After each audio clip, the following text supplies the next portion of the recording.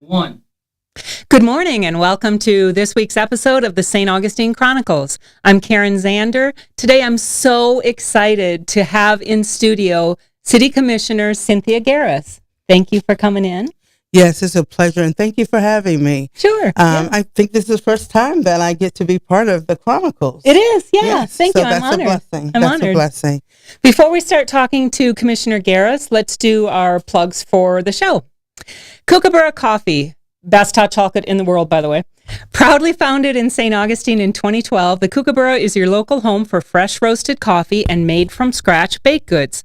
From legendary Aussie meat pies to scones and sweet pastries, everything is crafted to pair perfectly with their signature coffees. Whether you love a smooth, flat white, a bold Aussie iced coffee, or their famous Honey Badger latte.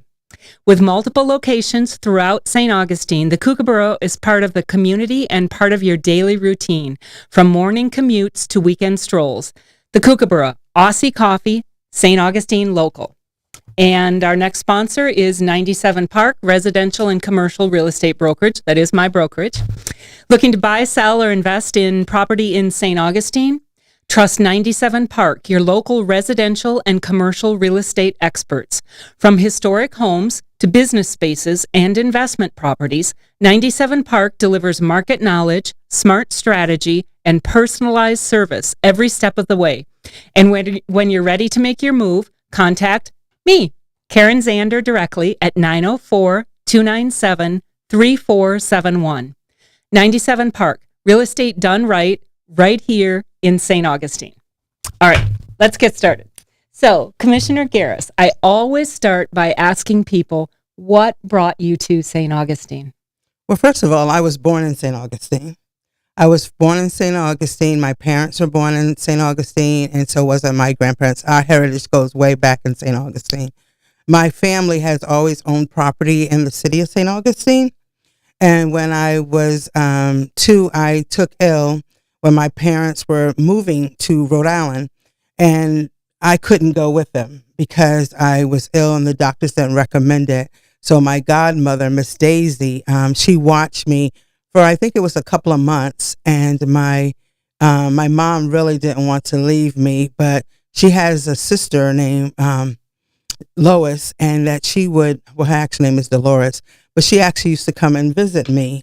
So I never lost the connection with my mom because she looked so much like her and she talked like her. And then I came back to school and I went to Webster. That was my first school that I ever attended here in St. Johns County. Why did you come back to go to school here? Well, my parents had 4 children, and me and my brother that's a year older than I, they wanted to kind of, like, the other ones were older, so they wanted like a little break so that they could work more. And so we came here and we went to Webster, and I went to first grade and he went to second grade, and they didn't have like kindergarten at that time. Yeah. And so we went there, and I remember my teacher being Mrs. Helliard, yes. Evelyn Helliard was my teacher, my first grade teacher, and I thought she was so beautiful. But back in that era of time, they used to take the little straps and hit you in the hand. And because I was It talking. was a different time. Yes. And I was like. We're talking. Yeah, I said, won't say anything in this class again unless I'm asked. And my brother, Michael, he got in so much trouble, he had to go down and talk to Mr. Squirrel. So that was in the principal's office. There was like a huge squirrel, and he had to apologize for his behavior. And my brother kept laughing, so he kept getting ahead. He had to say it and be sincere. And I said, I don't want to ever have to go talk to Mr. Squirrel. So we only did that year, and then we went back to Rhode Island. And then I returned in the 70s, and I went to St. Augustine High School for a year and a half. So I met a lot of people then that a lot of them I'm still friends with, my classmates. I finished in the class of 78. And then I went back into Rhode Island, and I would visit frequently because, like I said, I had family here. A lot of them, unfortunately, have passed on to glory. But I used to tell my grandmother I would come back and take care of her.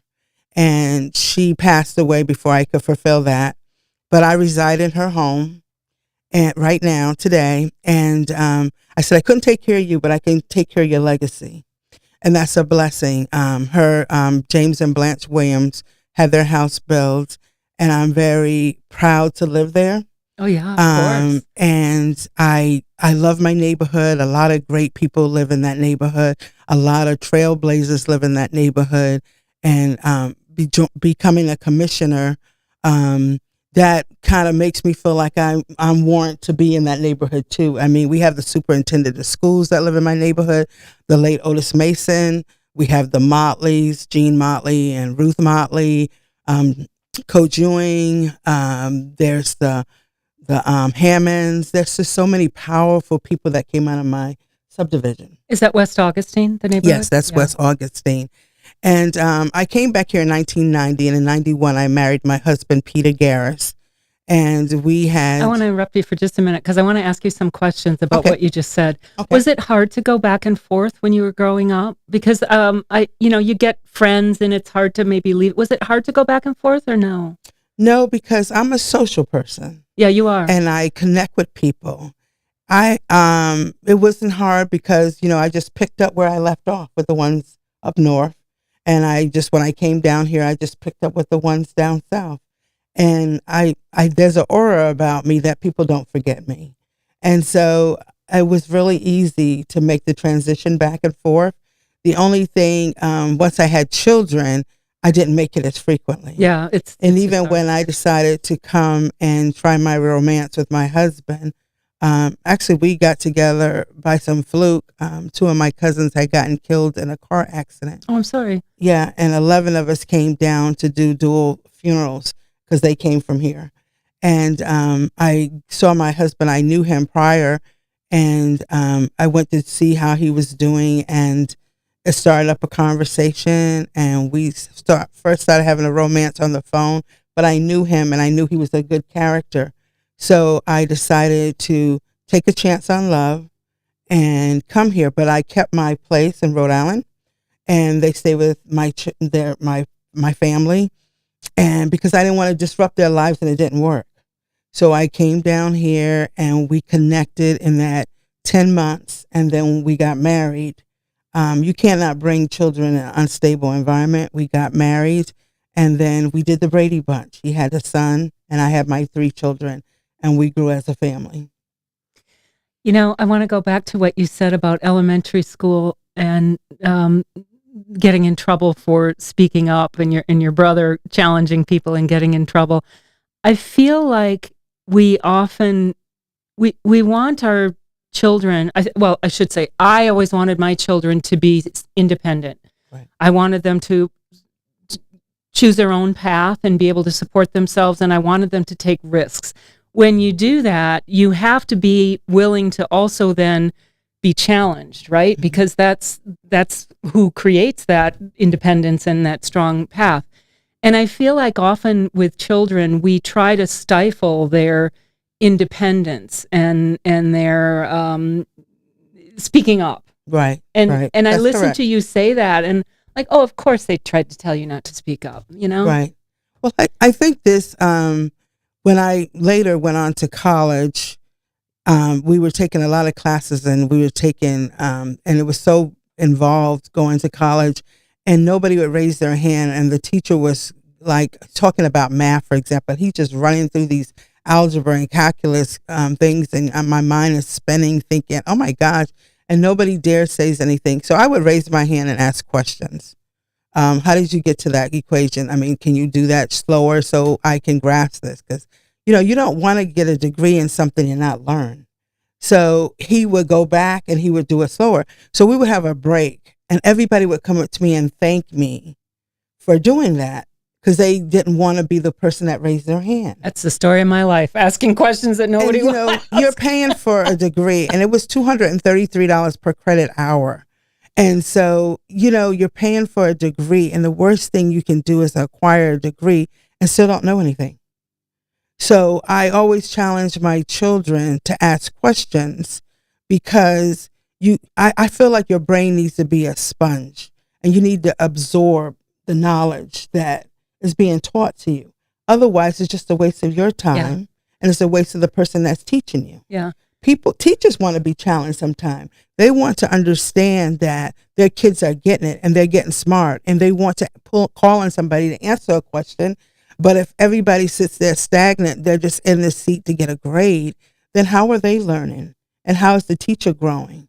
And I think that's starting to be a problem in education now, where you're not able to voice opinions that are different than what either your instructor or the rest of the class. It's very much, no, you have to think this way and don't raise any other opinions. I think that just going through life in general, and this is something that people don't understand about me, but I think you've always understood this.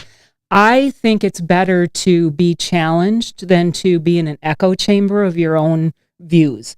I think hearing people who differ from you and having to defend your position, or saying, you know what, you've actually taught me something and I think I agree with you. I think that's good in life. I think challenging people and having people challenge you is a good thing, because if you still at the end of the day have truly listened and you still feel like your way of thinking about something is what you're going to stick with, then you've in your head at least justified that. You're not just blindly following along. I think it's a shame that just in life in general, challenging people is frowned upon. Yes, I agree. I think that we as people, the world is a melting pot. And I think everybody brings something different to the world. And I have this mindset to always leave people better than I find them, because there's a lot of hurting individuals out there. And that's why I was so inspired about the day center, joining the Home Again, because when I lived up north, I ran a program called Feed a Friend. And what we would do, we would serve a hot breakfast every morning, and we would empower our homeless people with canned goods to eat during the course of the day. So we didn't have the begging for money on our streets, fortunately. What we had is, if you people are fed and they have a safe place to reside, we had a YMCA that they had rooms for the homeless.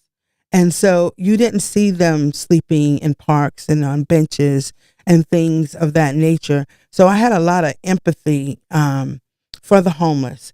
And even when I campaigned to become the commissioner, I went and interviewed the homeless, because some people want to be homeless because they don't want to have the responsibility of bills and a dwelling. But some people just had a bad break in life, and they lost 2 paychecks. Now they're behind and they can't catch up. I think many people are closer to that than we realize. And they're facing eviction. And with all the different things going on with Social Security being at risk, a lot of seniors are concerned, is their money going to be in jeopardy? Yeah, and many people are close to that situation. And so, there's that.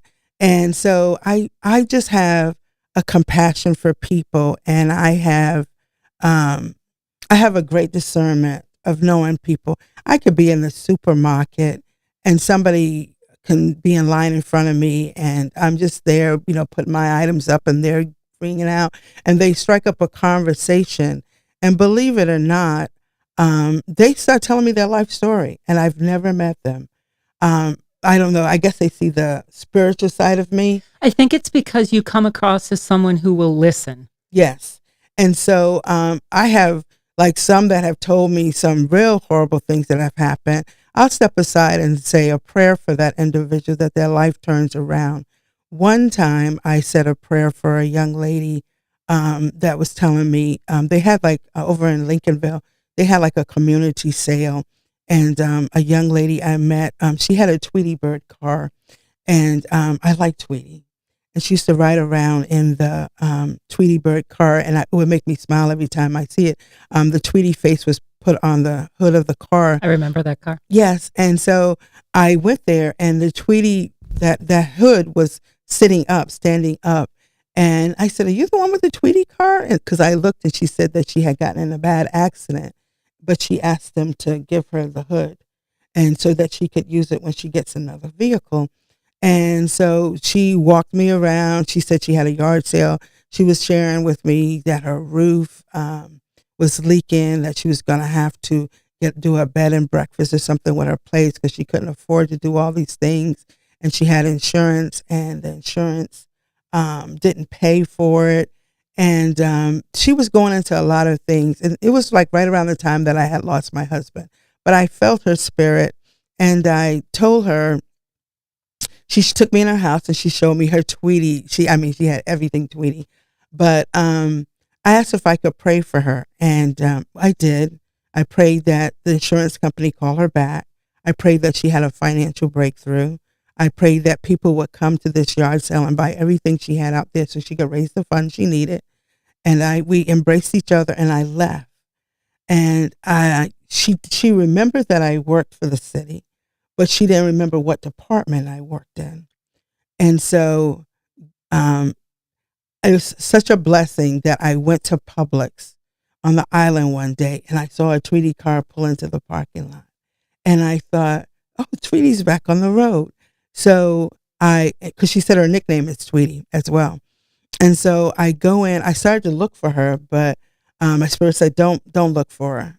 If it's meant for you to connect, you'll see her again. She happened to be the person in line in front of me.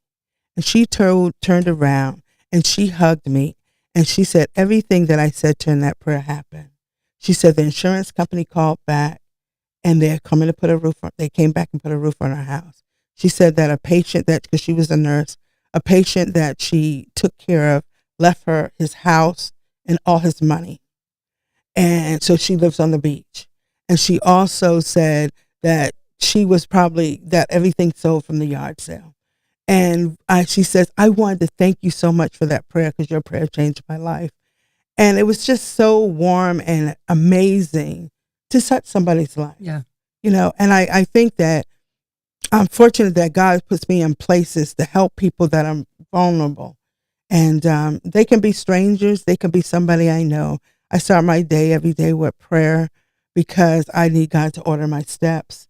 I like to make the right decisions for me. I like to be a better person today than I was yesterday. I think when anybody knows better, then they should do better. And there's nobody walking perfect, and neither am I. But I have always lived by treat people how I want to be treated. That's my motto, always in life. Would I want somebody to talk to me that way? Do I want somebody to be mean and nasty for no reason? Do I want to look down on somebody? Because life can change at the split of a dime. And so I always walk with integrity and trust and believe who God says I am. And I never want to disappoint him in any decisions that I make. I want to go back to, you said you have 3 children. May I ask, were you young when you had your children? I was very young when I had my first child. That's not an easy thing. No, that's not an easy thing. It caught my parents by surprise because I was like in the house a lot, and my sister and my older brother, they're like, you need to get out, you need to start going to parties, you need to do this, you need to do that. Because everybody knows we got younger siblings and you don't never go anywhere. And I was thinking, I don't need to. And, but anyway, I started going out and so forth. And I got upset with one of my friends, and I decided to go back into my solitude, I guess. And one of my friends one of my brother's friends came to my house, and he said he had to go to the bathroom, and he came to my room, and he just woke me up and told me that he wasn't really coming to my house to see my brother, that he had an interest in me, and how come I don't go anywhere anymore. And he asked me to meet him the next day so he could discuss this further. So I said, okay. Well, make a long story short, he was the first guy that I had ever been with, and I ended up getting pregnant, and I was only 15 years old. And it was a shock wave to my family. I grew up in a 2-family home.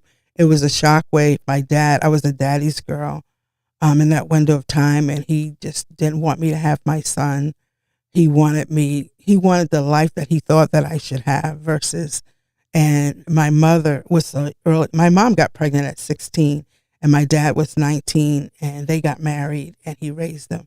My dad didn't want to sign the papers for me to marry my son's father. So I had to be categorized as that type of girl for a period of time. And younger people don't understand that now. Yeah, it was different. But I think because I was so mature, because once I realized that I carried a life, and I have not one single regret that I decided to have my son. But I feel like if these young women that get pregnant young, if they stop worrying about the guy and focus on the blessing of having a child, their lives would be so much better. Because the guy can move on and get a new girlfriend and you have this baby. Some people might resent that, but I looked at it as a blessing. Well, and it's a massive responsibility, and it's you a have massive to take responsibility.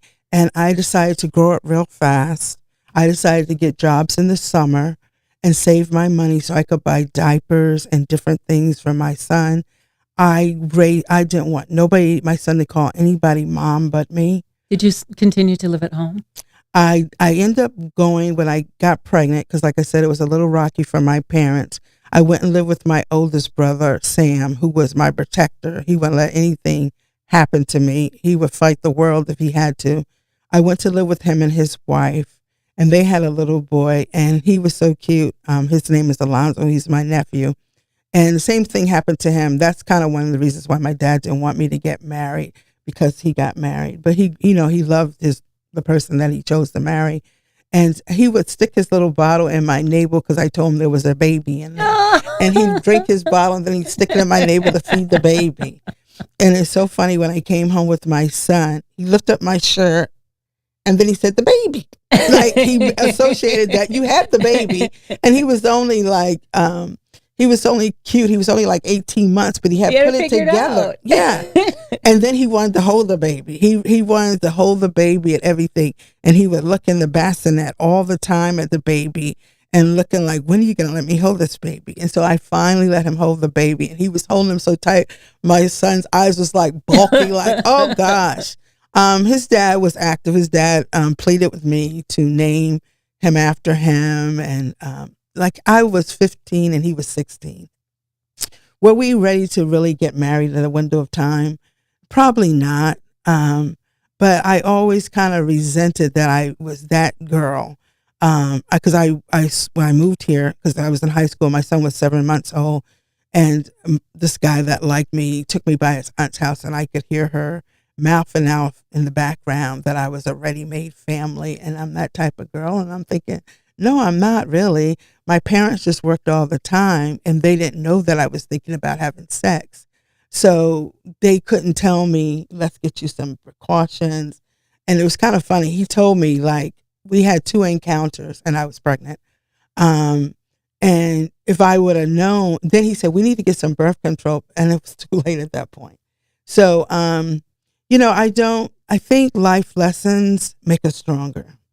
And I think that the world should see you as the person, not necessarily your color. I think they should see you as the awesome person you are. So when I see people, I see their spirits more than the person. So I've never had a problem with getting along with anybody. And so I was glad I was brought up a lot in the North, because I had so many wonderful friends that I got from school. I mean, my second grade teacher, because like I said, I went to first grade here. Her name is Christine James, and we have been friends all of our lives. And it was funny, when I got pregnant with my son, her father wanted me to kind of like disconnect, because I'm that type of girl now. He was real spiritual or whatever. And I came to Florida, and then she got pregnant and I wasn't around her. And he's like, oh, that good friend of yours. Now I was that good friend because she fell into the category with me. And y'all need to have your babies play together and do this and do that. Mm. But it's funny how when the game changes, people's perception changes. But I salute any single parent that takes on the responsibility of having children. It's not easy. You will be judged. The struggle is real. And especially if the dad is not committed to assisting you, but you can do it. My children, I married Peter. My oldest son was 15. He decided he wanted to stay up north with his dad because he had so many friends. My other children were 11 and 12. May I ask? So there's 2 more that you have? Yes, I have 3 children. And the other 2, they were like school, school, school on the brain. School, school, school, study, study, study. They played school. They loved school. They had a hunger. They would read a book in a day. They would come in from playing to watch Jeopardy and just answer all the questions. And I was like, they're going to send these kids on Jeopardy. We get paid. But and my son George, and he's doing very well. Is he middle or younger? He's the middle. And he would challenge everybody. So when you talk about challenge, he was my challenger. Hazel's a challenging person too. She's ran. She just came back from Tokyo from running, and she's a charity runner. But they all are brilliant in their own right, and they're all financially secure.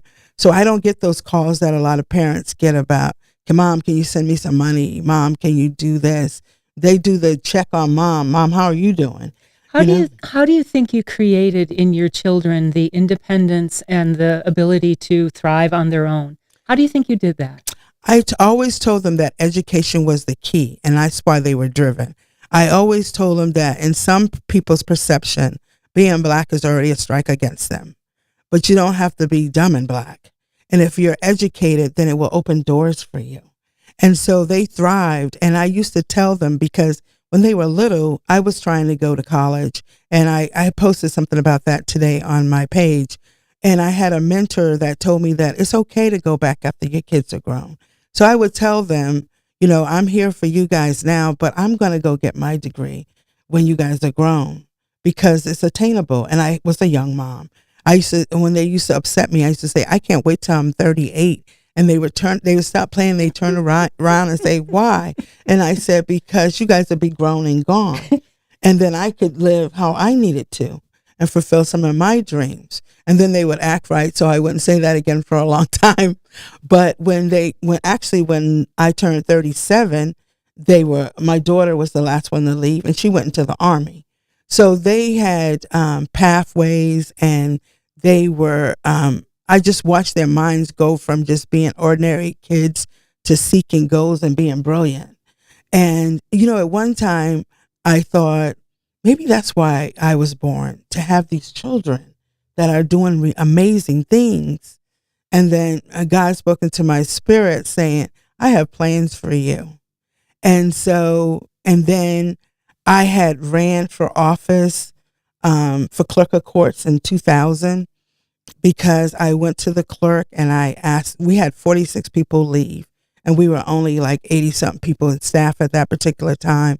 And I said, we got to do something to motivate the staff, because we were friendly. And you mean you worked for the county at the time? I worked for the clerk of courts for St. Johns County. Mr. Markle hired me. I came in under his leadership, and I was the fixer. And what I mean by that, anytime a department was going through something, he would transfer me into that department and help clean it up. And as soon as I get used to my coworkers, there'll be a memo come out, and I get shipped somewhere else. And that's what you get for being good at your job. Yeah, and I thought, I resented that. And then my spirit said, knowledge is power. Just absorb all of this like a sponge. And so I know a lot of stuff legally. I know the law in Florida, because I worked there for 10 years. And you also know just how to get along in organizations and challenging And I worked with a lot of attorneys, and I worked at a lot of title companies, and I would ask questions about stuff. Why do we do it this way? And so I learned. Oh boy, organizations love that. Why do we do it this way? Yeah, but I needed to know, especially when I had to send paperwork up to the judge. But for probate and, Baker Acts and things. But the thing that gets me, I hate this answer, and I get it so often when I question organizations. Well, that's the way we've always done it. That doesn't mean that's the right way. Right? Well, doing something for 30 years is not necessarily the right way to do it. Yeah. You can change. And so I did that, and then everybody wanted me to run again. I had to resign to run. So I was smart enough to make sure I got my 10 years, and so I could be vested and get my retirement. And so they wanted me to run again when that seat became available. But instead I went in a different direction, because some people were asking me how come we didn't have sidewalks in our neighborhoods, and why our kids had to go to the school bus in the middle of the street. And I was like, I don't know. That's a good question. So I started calling and getting the runaround. And so I ran for city commission. And in do you remember? 2002. Thank you. Thank you. 2002. So 20 years later, I became that commissioner for that same seat. And that's after talking, because I was working on campaigns behind the scene, but I had no desire to run after 2002. I decided to go for a sure thing and educate my mind, and because I would win at that, educating the person that I'm becoming.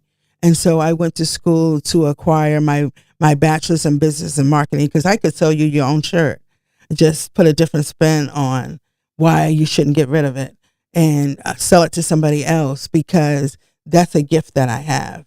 I like sales. I've sold Avon. I've sold home interior, had shows and things. I like presenting things to people. I even sold cars at Lighthouse Toyota. I sold 43 cars in 4 months. I can see you being very good at selling cars in particular, because I think that people realize, well, she's not just going to tell me what she's supposed to tell me. Yeah, I would. And I would walk around the car, and men would be so impressed, because we went through this intense training, and there was 13 of us that started at one time. And I was the last one standing at the dealership. And then I went into becoming the receptionist and assisting the general manager. His name was Chad Miller at the time, to screening his calls, knowing who he wanted to talk to and who he didn't want to talk to. And I was going, at that particular time, I was getting my bachelor's degree in marketing. And so it was a win, but I was married, and I would have to, when I was selling the cars, I would have to work from 8 to 8. They call that bell to bell.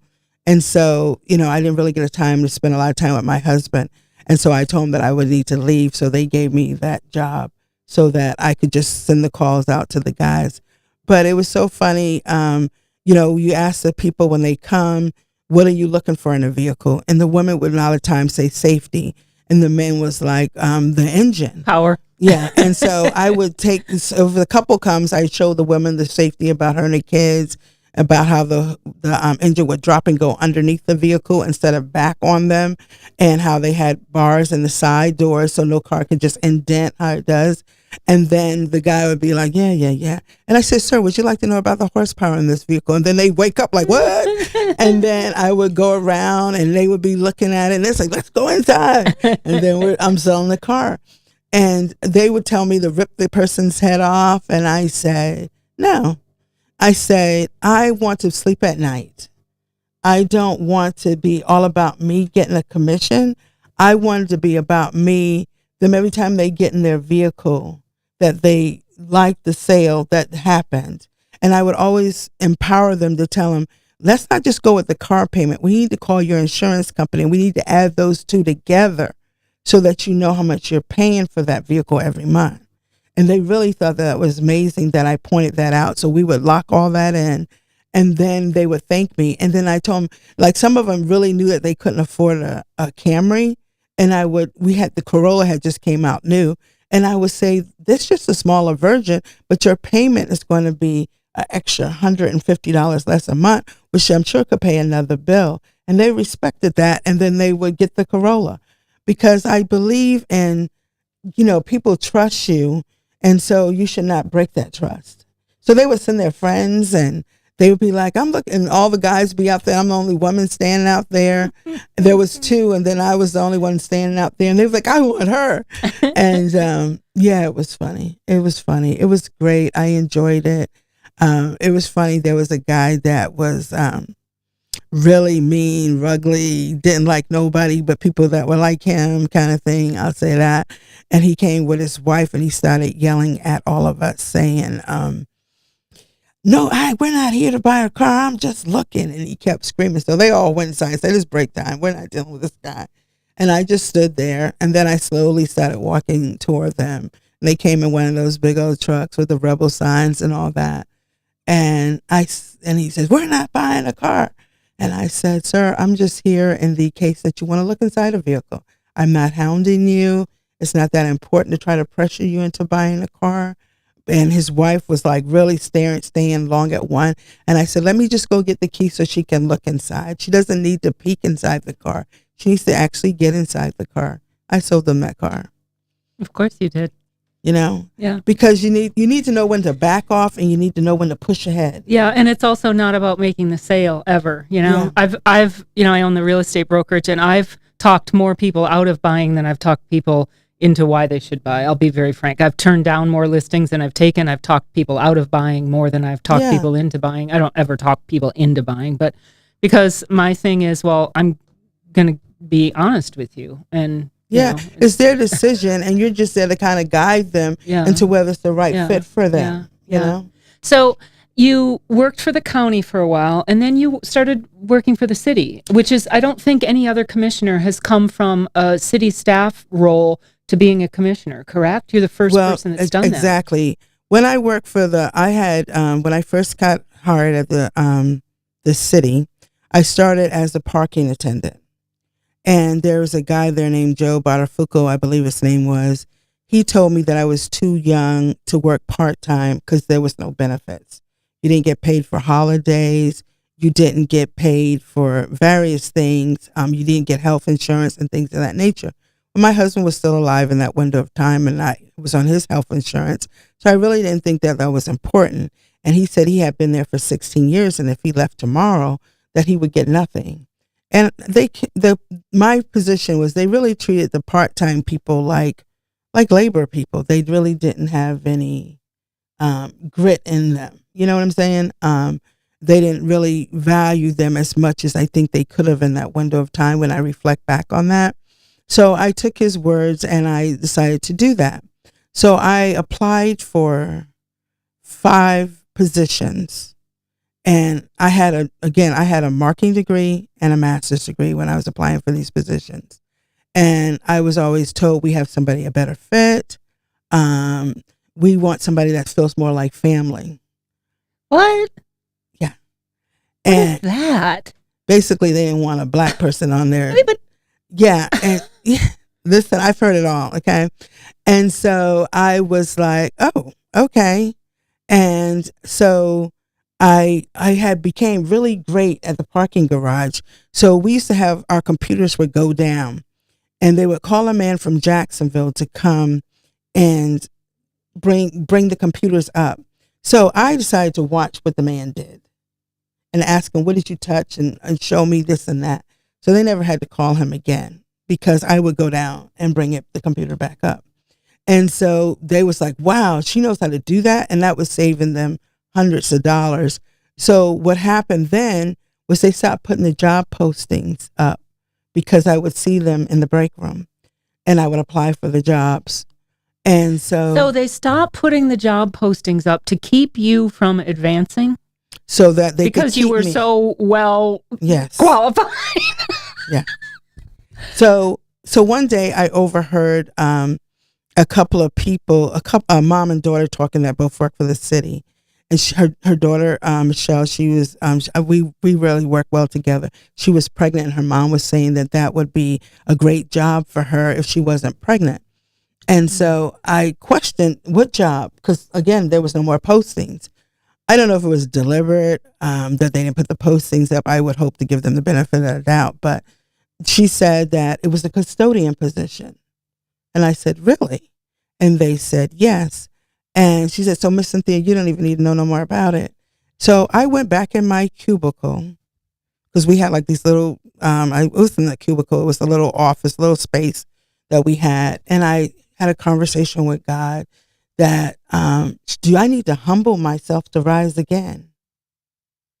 And it came back to my spirit that God wanted you to move if this job made $25,000. Now the job closed the next morning at 9, and I didn't get to leave the parking garage until 6. So I called I saw a coworker that went back and forth and asked him to get downtown, go to HR, get a transfer form and the job description. Because at that particular time, they put the pay on the job description. So they went downtown. They came back. I was looking for him. I was like, please don't let him forget. He came back to my window and he handed me the paperwork. And so I said, thank you. The job closed at 9. Before 9 o'clock that next morning, I walked in there. I filled out the form and went to turn it in. And there was a sweet soul named Miss Diane Jacobs that worked in HR. And she says, oh, no, Miss Cynthia, you do not need to apply for this job. And I didn't put anything about my degrees on my paperwork. It's like, oh no, you shouldn't. And so I said, just submit my paperwork. And so I had an interview with a gentleman named Charlie Hill and Mark Harrington. And we sat, I decided to dress down a little bit. And I went in just with like a nice jacket, a pair of jeans. I didn't want to look like I look now. So anyhow, I went in and he was talking to me and he was asking me why I wanted this job. And I told him I needed benefits. I want to get paid for vacation, etc. And so I told him that at that particular time, there was a young lady named Kathy that used to maintain the garage. And because she was out on medical, something medical, I don't know if it was pertaining to her or her mother, because I know she was taking care of her mom too. But I would go and get the picker and a garbage bag and go take a walk in the first floor and pick up any trash that I saw and put it in the bag and put it to be discarded. And so I told him that. And he said, you do that? And I said, yes, I am charging people to come into the parking garage and they need to see a clean space. And so I don't want them to see trash all around because they won't feel like their vehicle is in a safe place. So he hired me on the spot. And I told him that I had one request. And he said, okay, what is that? And I said, I need Sundays off. I need Sundays off because that's my day of worship. And he said, well, you got it. He said, because I'm not going to get struck by lightning when I walk out this building because I told you couldn't have Sundays off. So anyway, he hired me right there on the interview. And so when he brought the description back, the job paid $25,000. And there was $25,100. So there was my $25,000 that God told me. And there was the $100 that's what he wants you to do. So I called my kids because we all got our masters in 2006. And I told them that I was going to take a custodian position. And would that embarrass them? And they told me to do what you got to do, Mom. Do what you got to do. And I said, I want benefits. I need the clock to start ticking now for me to get vested. Not 10 years from now. And I had applied for all these other positions and didn't get them. I'd get a letter back saying, thank you for applying, the form letter. And so I did that job. I remember going to my church and telling my pastor, because we had been on the campaign trail together. That was the late Ronald Stafford, and he had ran for sheriff when I ran for clerk of court. And he said, well, you be the best custodian they ever could imagine. And I said, thank you. And that's what I shall be. And so because I worked at the government house and at the police station, they would question me like, you don't seem like a custodian. And I would tell them who I was, that I had children and different things. And they were totally impressed by that. And so they were looking at me very strange. And so the ironic thing was Charlie was retiring. He told me he was going to retire and he was going to take this buyout and leave. And I told him that he was too valuable because he was really a nice person. And he gave me that full-time opportunity. And I told him I think he should stay. So he stayed another year. And then he told me he was really going. And I said, well, aren't you going to get more money if you work another year versus taking the buyout? And he said, yes. So he stayed. And then he left the next year. And 32 people applied for that position, and it got down to 3 of us. And when I had my interviews, I dressed up, and I remember Pickett saying, didn't you work today? And I said, yes, but if you want more, you got to be more. And I shook their hands and they asked me all these questions. They gave me a test and all the things of that nature. And I questioned them about why I was the better choice when they had these interviews. The first time, 2 times, I didn't say anything. Then they called me back for a 3rd time. And I said, you need to just write down some questions, because they always asked if I had questions. And I said no, because I just wanted to go back to what I was supposed to be doing. And so I wrote a list of questions because I was tired of the whole process being unknown. It went on for weeks. And one person, her name is Terry, we were friends. And when she left, she told them that they should give her the job. They wanted to offer the job to her, and she said no. They were only giving her a 50-cent increase. Her and the other person was Lucy, was the city manager's coordinator. And they both had great jobs already. And so I told them that I had applied for the city manager's coordinator position, but I didn't get told by the HR person. I'm sitting in the doctor's office and she did all her check marks except for telling me of the interview and said, "Oh, where are you?" And I said, "Excuse me, I'm in the doctor's office. I just came from the waiting room to the room. If I was in the waiting room, I probably would have left." But she said, "I forgot to tell you, you have an interview." And I said, "Well, when is it?" "Right now." Come on. So anyhow, so I said, she said, "I'll just reschedule it." So in the meantime, they opened it up to the outside and Lucy came in and got the position because they were aggravated at that point that I wasn't there. Not that it was any fault of mine. So I told them that if they gave it to her, then I want to have the opportunity to get that job because I felt like I should have received that job, had an opportunity to get that job before. And so anyhow, I moved on from that. I was blessed to get the coordinator job, but I did express some things to them. Was I better? I have a degrees. Are you really using me to my full potential? Should I remain a custodian or should you use me to use my degrees in this department? You ask yourself, pull my file like you pulled my friend's file and look at the benefits of me going into this position. And sometimes you need to see people rise from the bottom to the top. And that's what I was doing. Well, we don't have a lot of time. I want to get to some of the more current things. I could talk to you for hours, so I don't want to cut you off. But one thing that I really appreciate about you, and it's a rare quality, especially in a female, is you are never afraid to own your power. I think that women are afraid to do that. I think that we're conditioned to be afraid to do that, to dumb it down, to not take, our place. And I never feel that way about you. And I appreciate that. I look up to you for that. It's something I'm just really grateful to see from you. What do you think gives you that ability to own your power? Well, I posted today that I had a mentor named Florence Gray. What I didn't say in the post was one time I seen her put her boss on blast. I didn't know it was her boss at the time. She flew out and she was really speaking to him, and he dropped his head and went out. And I asked her, who was that? And she indicated it was her boss. And I said, and you talk to him like that? And she said, I'm going to teach you something right now that I want you to take with you.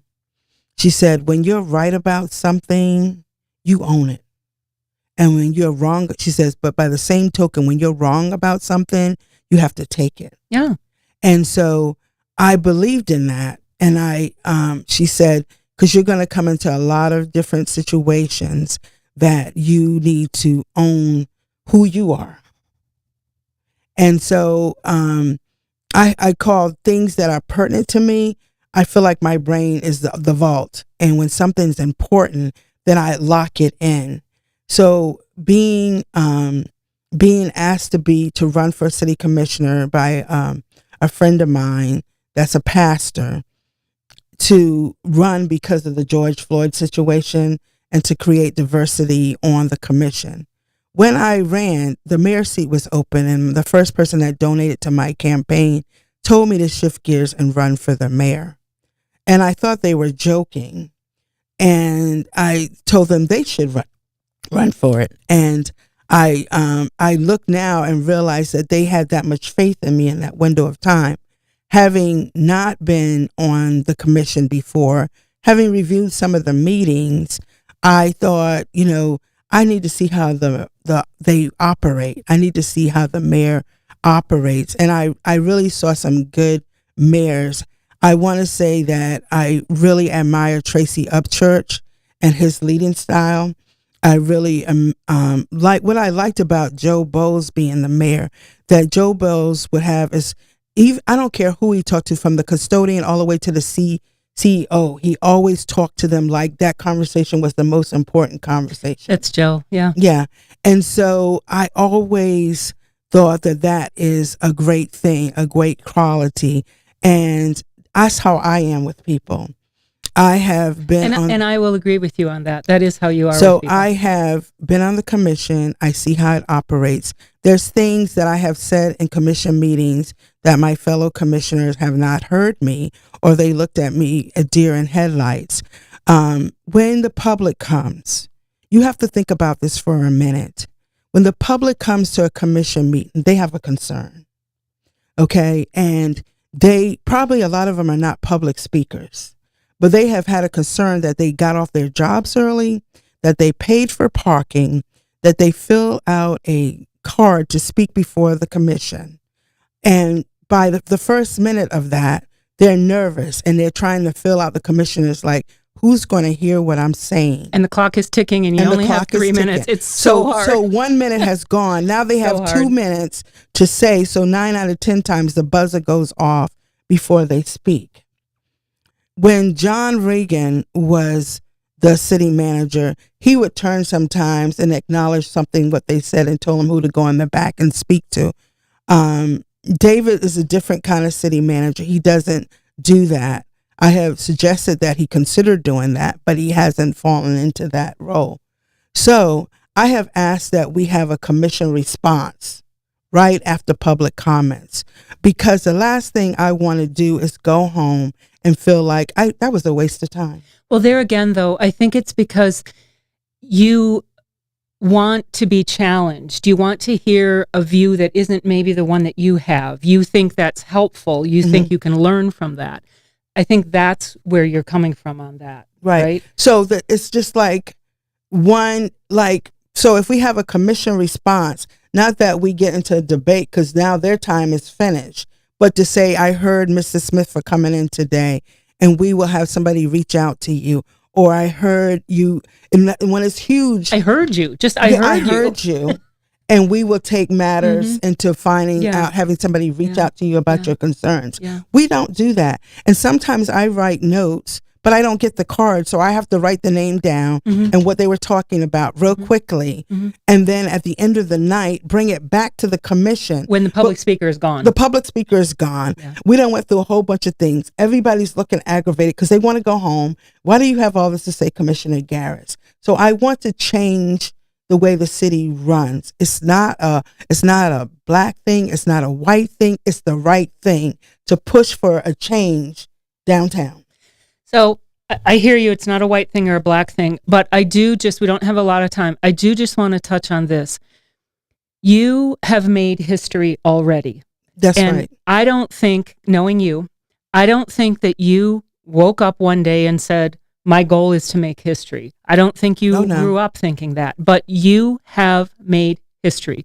You will forever be in the history books because you are the first Black female City of St. Augustine commissioner. But I want people to realize, not only are you the first Black female City of St. Augustine commissioner, you are the first commissioner in St. Johns County to be a Black female. There's never been a county commissioner who's a Black female, and there's never been a beach commissioner who's been a Black female. So you've already made history. That's correct. You will be in the history books. And if you win as the mayor, and I'm not going to privately, but if you win as the mayor, you will again make history. I want to ask you, how does that feel? That feels amazing to come to be here in a city that I was born and my parents born, and my children weren't born here. They were born in Rhode Island. But to know that I made history, that my name will go on long after my demise, who I am. That's incredible. Really. It is incredible. It's a great feeling. And I didn't just come up with one day saying I'm going to run for mayor. And I have I respect the current mayor. So it's not about her position. It's about changing the dynamics on how the meeting is run. It's about trying to accomplish something. Yes. And so the thing is, for me, is I want to empower the people that come. I want them to feel like they matter. I want them to feel, I go everywhere. I mean, people know me because I coded so many things, and some of my fellow commissioners are not there. And sometimes I inquire and they say they weren't invited. And so I'm like, okay.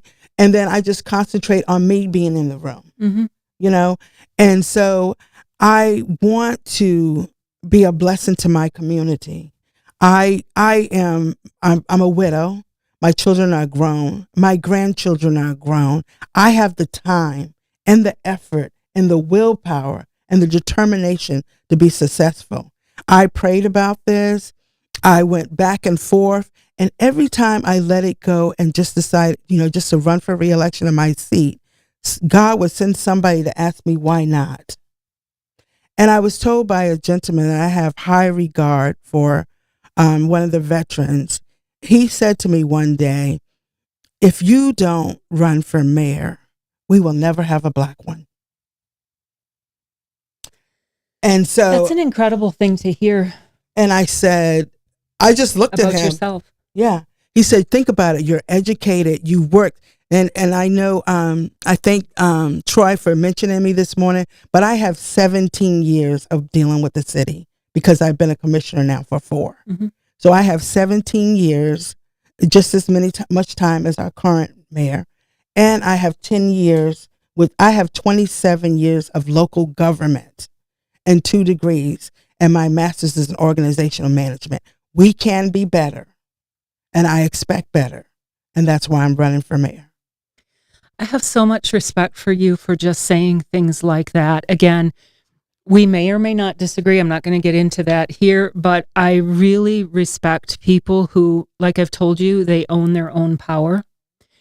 I think that women so often are conditioned to not claim your power and to, we're told we're too much. We're told we're too direct. We're told we're too bossy. We're told we're too whatever.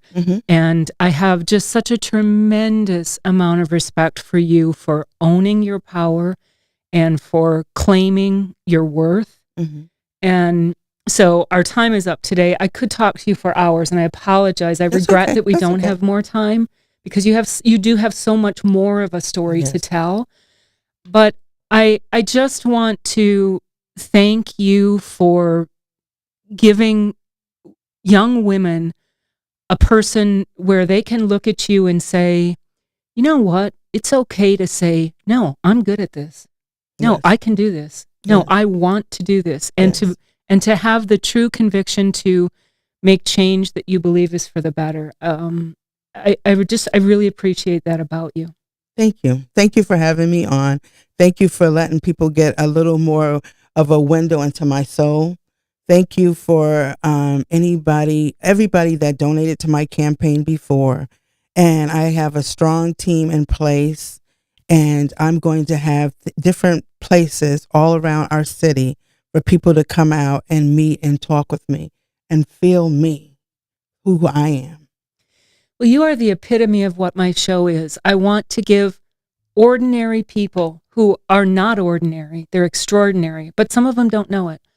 I want to give ordinary people a chance to tell their story and to create a living history of St. Augustine and St. Johns County. And you are the epitome of what my show is about. So thank you so much for coming in. I really appreciate the time that you gave me. Thank you for having me. And thank everybody that's viewing this, and know that the city will be in good hands if I become your mayor. Thank you for joining in today. This was the St. Augustine Chronicles.